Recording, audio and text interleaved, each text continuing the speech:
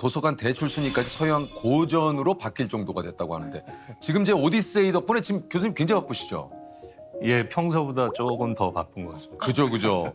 이게 이제 직접 교수님께서 이 원작을 번역을 예. 하셨다고 해요. 요게 이제 그 20년 가까이 그죠? 걸렸다고 얘기를 들었거든요. 예. 처음에 이제 계약할 때는 제가 좀 자신만만했었어요. 예. 제가 3년 만에 끝내겠다. 끝내겠다. 예. 근데 3년이 지나니까 어. 아 이건 안 되겠다 싶더라고요. 양이 그 정도로 방대하다는 얘기. 양이 많은 것도 있고 네. 그 제가 느끼던 그 그리스어의 어떤 매력을 잘 살릴 수 있는 게 뭘까 계속 고민하다가 트로이 전쟁이 10년이 걸리거든요. 그렇죠. 그리고 오디세우스가 집으로 돌아오는데 또 10년이 걸리고 그거보다 더 걸렸습니다. 야. 길친 한 남자 이야기가 3000년이 지난 지금 역주행의 신화를 씁니다. 오디세이아를 읽어주는 서양 고전학자 김헌 교수님이십니다. 안녕하세요. 예, 반갑습니다. 안녕하세요. 반갑습니다. 자기소개 직접 좀 해주시죠. 예, 저는 그리스 로마 고전을 연구하는 서양 고전학자 김헌입니다.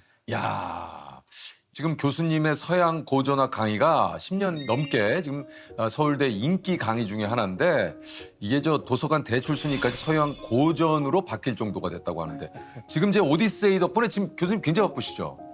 예, 평소보다 조금 더 바쁜 것 같습니다. 그죠. 이게 이제 직접 교수님께서 이 원작을 번역을 예. 하셨다고 해요. 요게 이제 그 20년 가까이 그죠? 걸렸다고 얘기를 들었거든요. 예. 제가 서양 고전학자로 처음 그 발을 들여놓은 게 1995년인데 아, 그렇군요. 마침 그때 같이 읽었던 텍스트가 예. 호메로스의 오디세이아였습니다. 아. 그래서 그때 너무 감동을 받아서 내가 이걸 언젠가는 한번 번역을 해봐야겠다. 해봐야겠다. 그래서 조금씩 읽고 처음에 이제 계약할 때는 제가 좀 자신만만했었어요. 예. 제가 3년 만에 끝내겠다. 끝내겠다. 예. 근데 3년이 지나니까 어. 아 이건 안 되겠다 싶더라고요. 양이 그 정도로 방대하다는 얘기. 양이 많은 것도 있고 네. 그 제가 느끼던 그 그리스어의 어떤 매력을 잘 살릴 수 있는 게 뭘까 계속 고민하다가 트로이 전쟁이 10년이 걸리거든요. 그렇죠. 그리고 오디세우스가 집으로 돌아오는데 또 10년이 걸리고 그거보다 더 걸렸습니다. 야.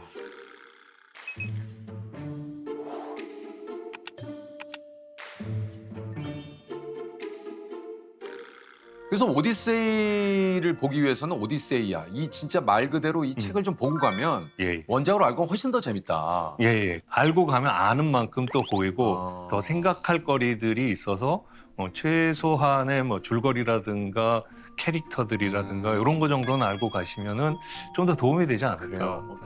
이게 그 호메로스의 이름으로 전해진 대서사시다. 뭐 기원전 8세기에. 이게 사실은 이제 오디세이라는 영화가 나오면서 예. 어디선가 들어본 것 같긴 해요. 호메로스. 호메로스 하면 이제 굉장히 천재적인 작가라고 알려져 있는데요. 일리아스도 그렇고 오디세이아도 그렇고 이 배경이 되는 게 트로이아 전쟁이라는 그렇죠, 전쟁이잖아요. 예. 이 그리스 로마 신화를 조금이라도 관심 있게 보신 분들은 가장 유명한 사건이 뭐냐 그러면 트로이아 전쟁을 그렇죠. 얘기하는데 이 트로이아 전쟁이 기원전 12세기에 터졌다 추정을 해요. 네.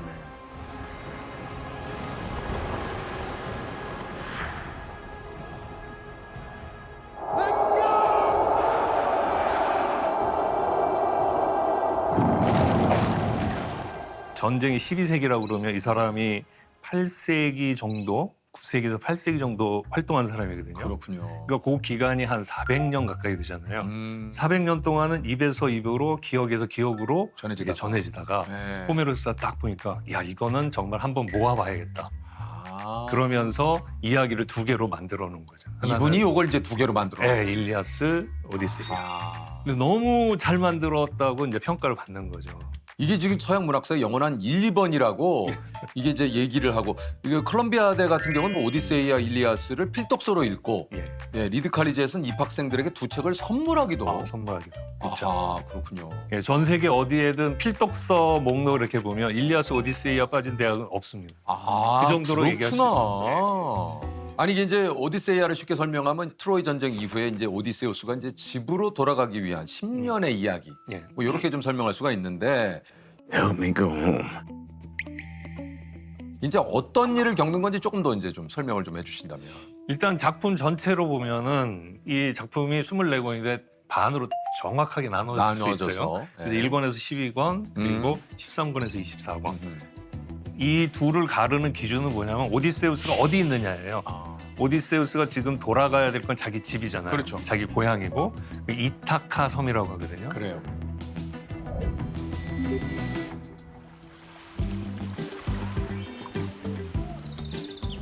이타카 섬 안에 들어간 이야기가 후반부예요. 후반부. 예.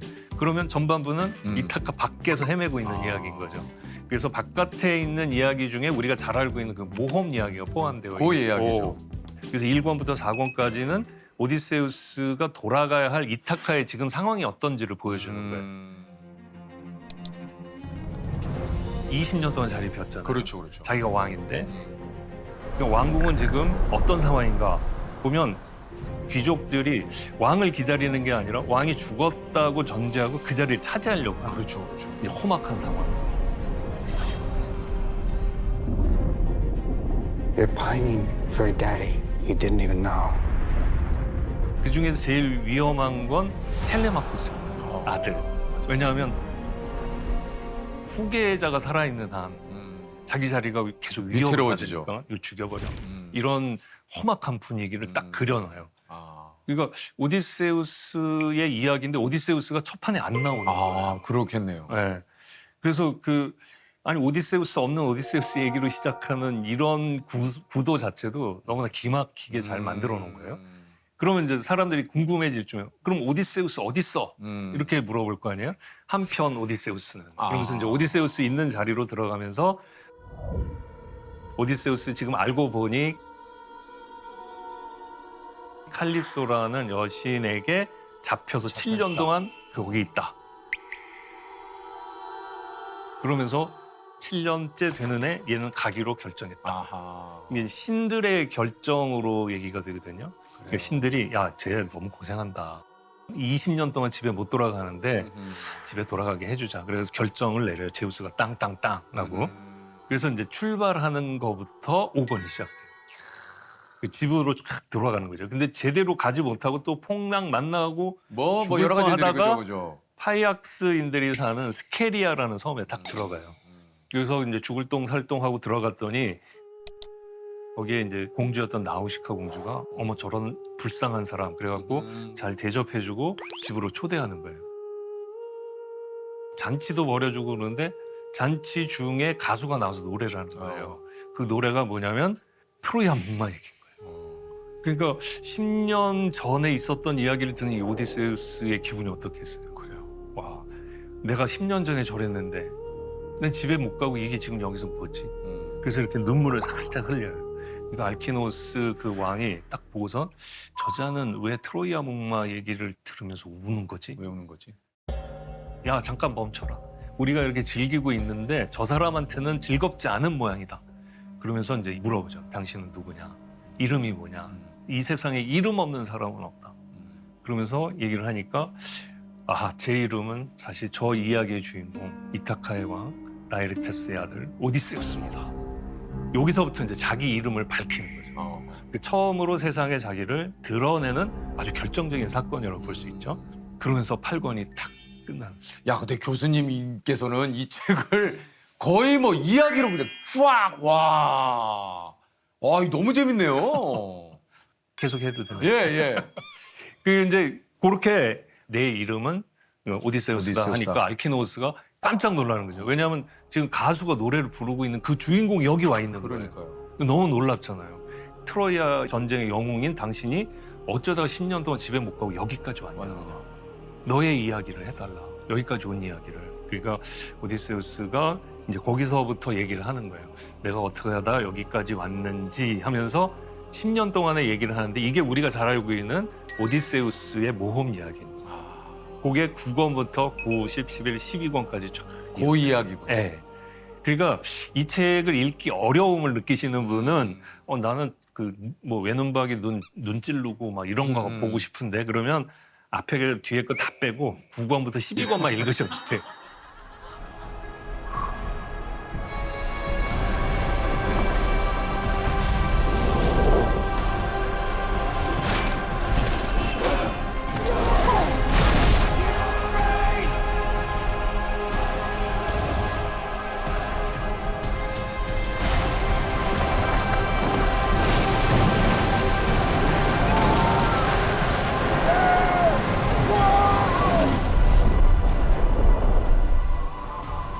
영화의 이 정도는 뭐 스포라기보다는 좀 알고 가시는 게 좋은데 환대의 윤리라는 게 있어요. 뭡니까? 그게 뭐냐면 이거는 제우스의 법이야. 누군가 나에게 다가왔을 때 그 사람을 잘 대접해 주라. 그리고 대접을 받은 사람은 정중하게 보답하라. 이런 관계예요. 나를 찾아온 낯선 손님이 제우스 신일 수도 있고 또 뭐 헤르메스 신일 수도 있고 신일 수 있으니 잘 대접해라. 서로가 그런 마음을 먹고 손님을 대접한다면 이 세상이 살만한 사회가 되지 않겠냐. 이런 믿음이 깔려 있었던 것 같고 환대의 윤리를 깨는 자는 야만 상태에 빠진다는 거고 우리 인류 문명이 무너질 수도 있는 일이다. 그러니까 환대해주는 논리를 우리가 회복하자. 뭐 이런 메시지가 좀 담겨 있어요. 근데 호메로스는 그거보다 훨씬 삐딱해요. 환대를 해주는 게 좋은 걸까? 근데 당연히 좋다는 걸로 일단 이 사람도 끌고 가요. 그런데 환대가 사람을 나약하게 만들 수도 있지 않냐는 메시지가 쭉 깔려 있는 것 같은 느낌이 드는 거예요. 우리가 야, 너 왜 공부 안 해? 너 그렇게 해갖고 뭐가 될래? 그러면 짜증 나서 그래도 공부를 하는데 괜찮아. 공부 좀 못하면 어때? 뭐 인생 별거 없어. 이러면 오디세우스도 10년 동안을 잘 들여다보면 고생한 그것보다는 기간보다. 잘 대접해주는 쪽에 자기를 맡겨가지고 오래 걸리는.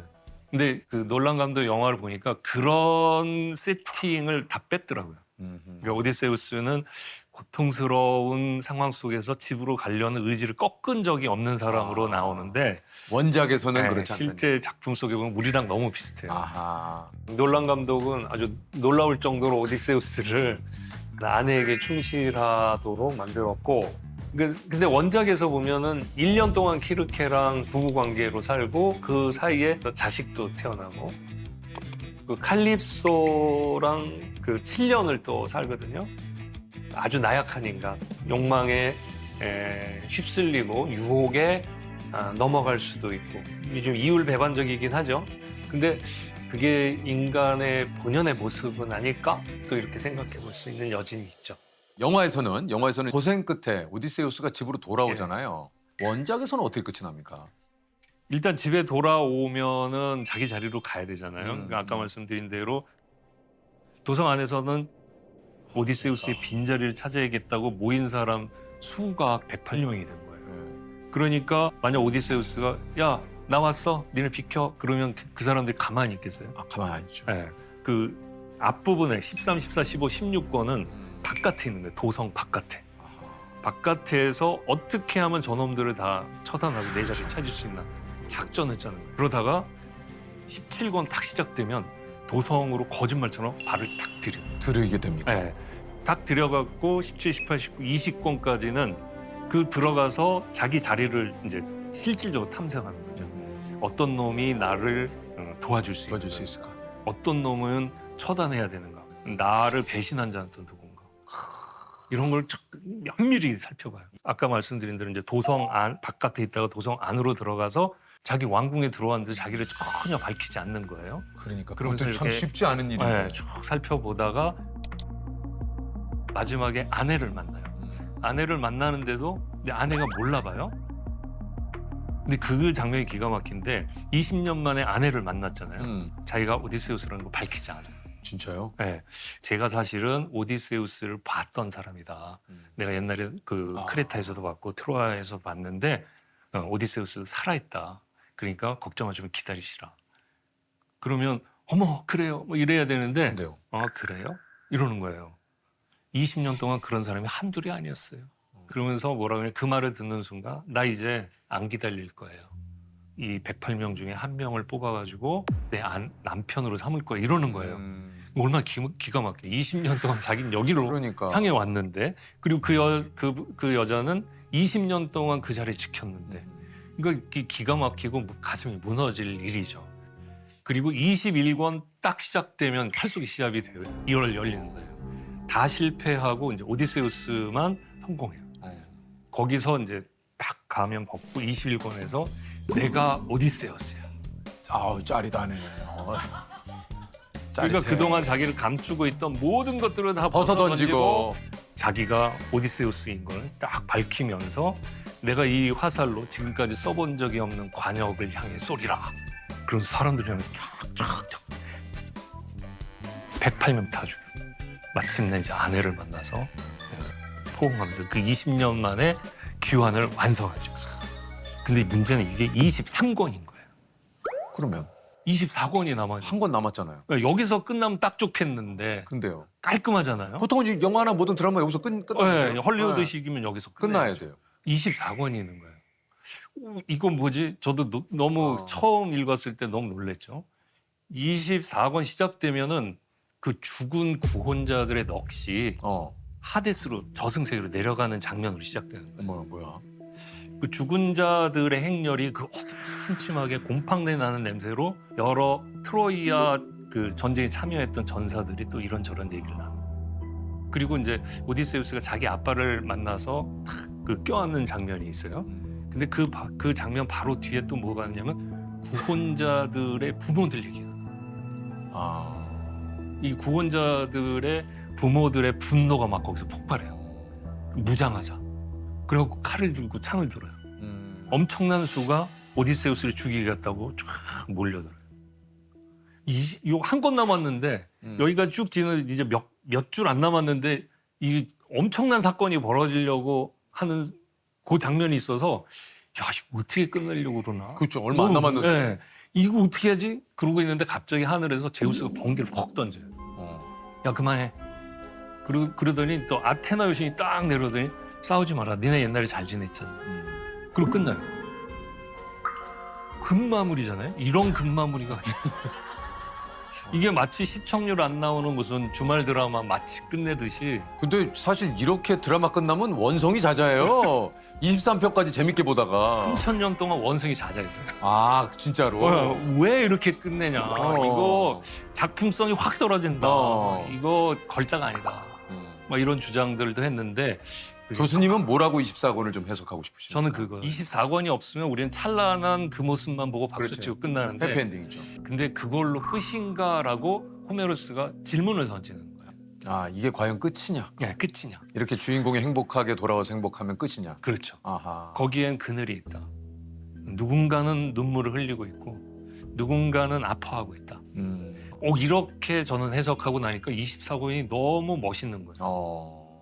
그러나 우리가 그렇게 해석해보면 어떨까? 그러니까 어찌됐든 이런 다양한 해석을 낳게 하고 다양한 의견을 만들어내는 자체가 이게 또 걸작이고 명작이라는 얘기 아니겠습니까? 그렇죠. 다양한 해석과 다양한 의견. 우리는 왜 3000년 전 고전을 좀 읽어야 하는가? 교수님이 좀 얘기를 해주자면.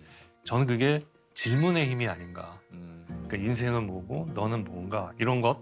그리고 얘는 그 상황에서 이렇게 하고 또 이렇게 흔들리고 저렇게 했는데 넌 어쩔래? 하고 묻는 것 같은 거예요. 이 영화를 보고 제가 느낀 게 뭐냐면 호메로스가 던진 질문에 놀란 감독이 자기 대답을 했다. 이렇게 생각하거든요. 그러니까 이거에 대해서 많은 사람들이 3000년 동안 또 읽으면서 답을 냈거든요. 나 같으면 이렇게 할 거야, 저렇게 할 거야. 근데 그 답들을 일단 살펴보면은 그 시대에는 맞았을지 모르지만 그 조금 시대가 지나면 맞지 않고 또 어떤 사람에겐 적용이 된 것 같지만 어떤 사람에겐 적용이 되지 않는 것 같고 한마디로 말하면 이 고전이 던진 질문에 대해서 답은 틀릴 수가 있는 거예요. 답은 틀릴 수 있지만 고전이 던진 질문은 틀리지 않는 거죠. 그러니까 만약 그 질문의 유효 기간이 끝나면 언젠가 오디세우스도 역사의 그늘로 사라지겠죠.